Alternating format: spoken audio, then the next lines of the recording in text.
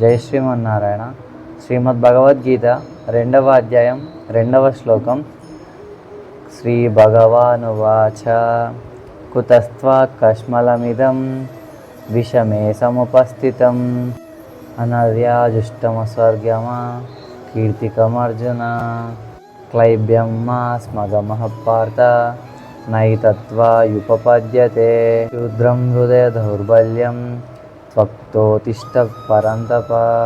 అర్థం: ఎప్పుడైతే శ్రీకృష్ణ భగవానుడు అర్జున్ని అలా కళ్ళ వెంబడి కన్నీరు కారంగా చూస్తాడో, ఆశ్చర్యంగా అంటే అర్జున్ని అలా చూసి కృష్ణునికి కూడా ఆశ్చర్యం కలుగుతుందన్నమాట. ఆశ్చర్యంగా, ఓ అర్జున, ఏంటా కన్నీళ్ళు అనుకుంటూ అడుగుతున్నాడు అనమాట. నువ్వు ఇలా దుఃఖించడం, నువ్వు ఇలా విచారం చెందటం ఒక క్షత్రుడిగా నీ ధర్మం కాదు.